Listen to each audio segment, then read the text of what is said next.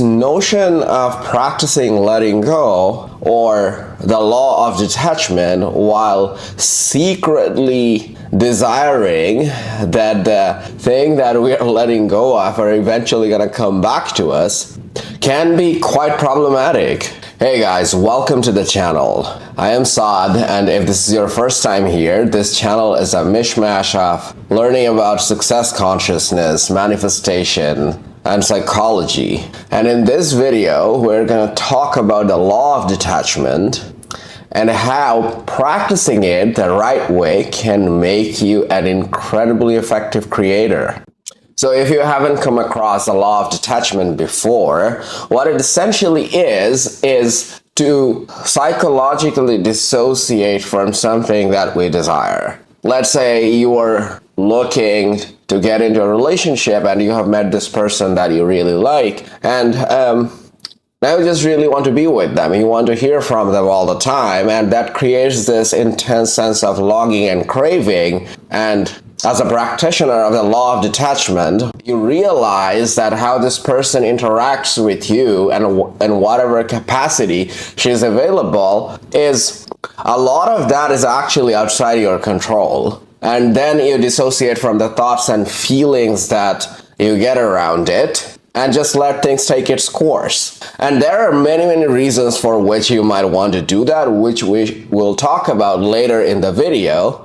And in my opinion, there are right reasons for letting go or practicing the law of detachment versus wrong reasons. Like I mentioned in the beginning of the video, to me it seems like a lot of us would do this because we're secretly hoping to get the outcome that we're looking for. I personally was doing it for the longest time, but letting go only started working for me when I finally broke out of this mindset of using it as a spiritual trick to get what I want. I have talked about it on this channel before. I had severe insomnia, and for any of you out there who have struggled with sleep issues, probably know that it's because a lot of people who struggle with their sleep, they do so because they have racing thoughts, and the thoughts don't just go away and keeps you up at night. As I was trying to tackle that, I, like most people, learned about the practice of letting go, and I realized that I need to let go of my thoughts. So I'd go on YouTube, do meditations on letting go, with the hope in the back of my mind that once I'm done with the meditations, I'm gonna feel more sleepy and my thoughts are gonna quiet down and I'm gonna get good sleep. And I have tried that for a year, and eventually there was a shift. There's this inner understanding that I just need to let go of the outcome, which is hoping to get good sleep. I got into a lot more detail about that experience and as to how letting go helped me with solving my insomnia in another video, which I'm gonna link above. Feel free to check it out if you're interested. But back to what we're talking about. Like I was saying, oftentimes we make this mistake of practicing letting go as a spiritual trick to get the thing that we want. Let's think about that for a moment. When we're doing that, what is it that we are actually signaling to our subconscious? For one, we don't have what it takes, so we are having to use a spiritual trick, which essentially indicates scarcity. For example, if you're looking for this person to text you back, and if she doesn't, you get agitated and antsy, and then you think of letting go, and you're practicing it hoping that she's gonna text you back. You're constantly signaling to your subconscious that you are not worthy of the love and connection and intimacy that you are looking for. So you're unconsciously impressing your subconscious with scarcity. And we don't want to do that because the subconscious is very impressionable and it's going to give us back what we have impressed it with before. And the later we are faced with similar situations, more thoughts and feelings of scarcity is gonna come up, making life just way more difficult than it has to be. Again, I made a video on this channel about reprogramming your subconscious mind, to ensure maximum flow and effortlessness in going after the things you want in life. If you're interested in that, check the video that I linked above. So another thing that happens when we try to use letting go as this trick to get the thing that we want, oftentimes it doesn't work. And then what do? We launch a story in our head, again saying why letting go as a technique doesn't work. We humans are, for some reason, absolutely amazing at generalizing, especially when it comes to negative experiences. So you might go as far as to say that I tried letting go and the outcomes that we were looking for didn't manifest for me, so spirituality as a whole doesn't work. Clearly not a good storyline to keep entertaining, especially because there are so many reasons to let go and surrender and practice the law of detachment in the moment, other than getting the outcome that you are looking for. Now let's consider the scenario where the outcome that you are looking for does manifest. These common examples that people keep talking about in a lot of YouTube videos, like how their SPs just show up when they mentally dissociate from them, or they suddenly get called by this business prospect when they have let go of the potential of having any business with that particular prospect. I think it's deluded to think that the manifestation happened because we have let go, and this is not in line with spiritual teachings. So in the book Reality Transurfing, there is this idea of inner intention and outer intention. So inner intention are our intention, or things that we can do to influence reality.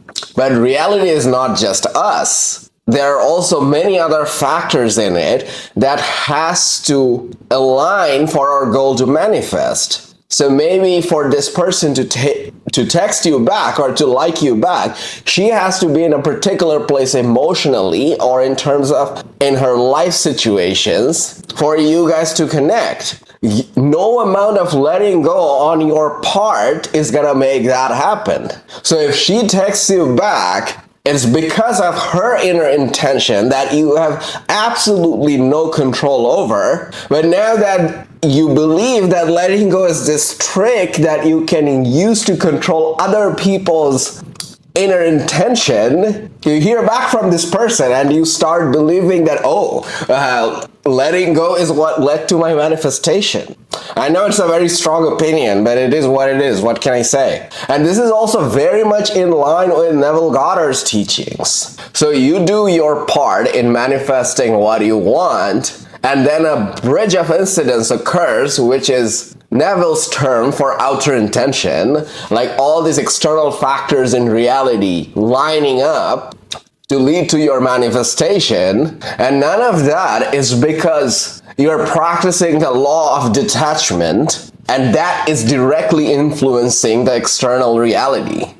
Now, can letting go and stepping back from the situation have an effect on the manifestation? 100%. Like, no one wants to be pushed to a certain outcome. So if we sometimes take the foot off the gas pedal, that gives the other parties involved in the manifestation a little bit of breathing room. But what that does is it makes the experience a refreshing one for everyone. Not because we are trying to strangle reality to give our manifestation faster. So now that I have hopefully convinced you that practicing letting go or the law of detachment to get what you want is probably not the best idea, what are some good reasons to practice that? Well, there are many. For one, being a deliberate creator requires us to effortlessly from moment to moment, from state to state, to take effective actions to keep moving towards our manifestation.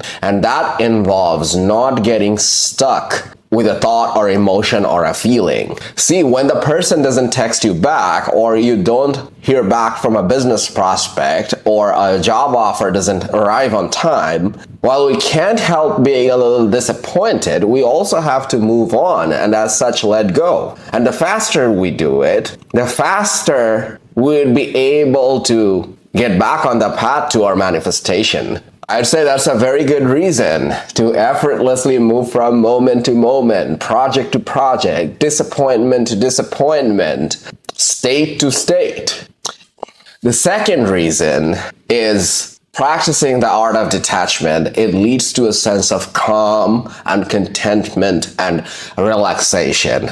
And that can solve so many problems on itself. It makes us kinder, more compassionate people who are more pleasant to be with and are not just constantly pushing people in one direction or the other. Then it also takes care of a lot of mental health problems. For me, it has immensely helped with my anxiety and depression and my insomnia. And practiced long term, this can have a huge influence on both your mental and physical health. And when I say physical health, I literally mean physical health. I don't really remember all the science from the top of my head, but for those of you who are interested, look into Dr. Joe Dispenza's research as to the kind of physiological changes that people have gone through only through 1 week of meditation. Another reason that you might want to practice letting go is because it leads to natural charisma in social situations.